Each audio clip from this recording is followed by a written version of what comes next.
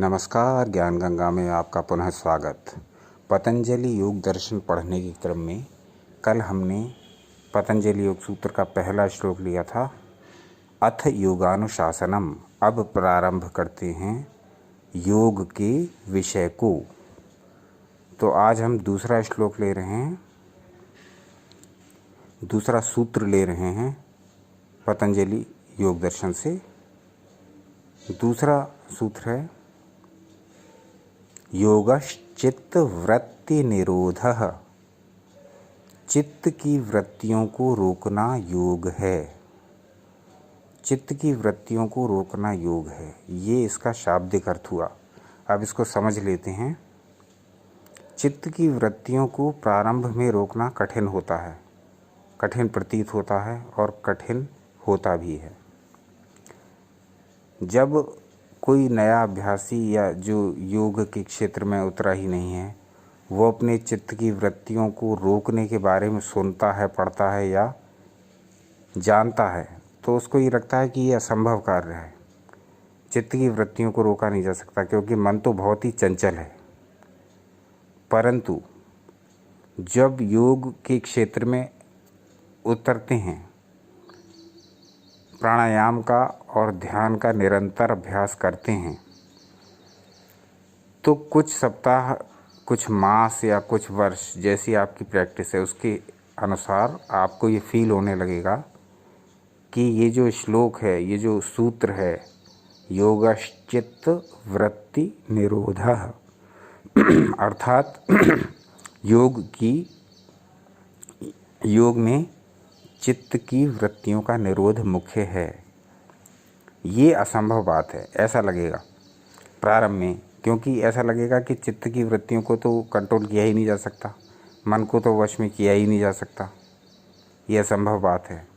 ये उसको लगेगा जिसका योग से परिचय नहीं है, जो योग का अभ्यासी नहीं है। स्टार्टिंग में योग के अभ्यासी को भी लगेगा कि ये तो असंभव कार्य है, जटिल कार्य है, कठिन कार्य है कि योग में चित्त की वृत्तियां कैसे नियंत्रित की जाएं, क्योंकि चित्त तो हर समय भटकने वाला तत्व है।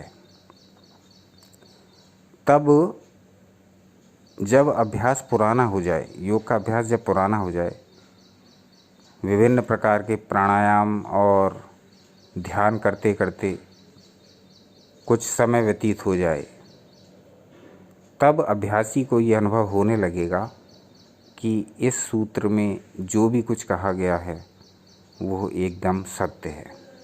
चित्त की वृत्तियों का निरोध मन स्वयं करने लगता है। आपको किसी प्रकार का फोर्स मन पर लाने की आवश्यकता नहीं है। चित्त की वृत्तियों को हटाने की आवश्यकता फिर नहीं पड़ती, वो अपने आप ही हट जाती हैं उन विषयों से जो विषय आपके संबंध के नहीं हैं, आपसे जिनका वास्ता नहीं है, आपसे जिनकी दूरी बनी रहनी चाहिए, वो विषय मन स्वयं ही छांट करके अलग हटा देता है। ये होता जब ही है जब आप योग का निरंतर अभ्यास करेंगे, जब आप प्राणायाम का निरंतर अभ्यास करेंगे, जब आप ध्यान का निरंतर अभ्यास करेंगे, तो ये सूत्र ठीक से समझ पाएंगे कि योगश्चित्त वृत्ति निरोधः। योग नाम है चित्त की वृत्तियों के निरोध का, चित्त की वृत्तियों को रोकने का, उन्हें अपने अपने इंद्रियों को अपने अपने विषयों से दूर रख के एकाग्र होने का, अपनी आत्मा में केंद्रित होने का। ये सारी बातें जब समझ में आएंगी, जब व्यक्ति अनुभव करेगा प्राणायाम का, ध्यान का। तो ये सूत्र अपने आप में बहुत गहरे अर्थ छुपाए हुए है, लेकिन इस सूत्र को समझने के लिए योग का अभ्यास करना ही होगा। ये बौद्धिक विषय नहीं है, ये किसी भी प्रकार का इंटेलेक्चुअल सब्जेक्ट नहीं है, ये अनुभव का विषय है पूरी तरह। जब तक इसको अनुभव नहीं करेंगे, इस श्लोक की गहराई को, गंभीरता को नहीं समझ पाएंगे, इस श्लोक की डेप्थ को बिल्कुल नहीं समझ पाएंगे, जब तक कि स्वयं प्राणायाम और ध्यान का अभ्यास नहीं करेंगे।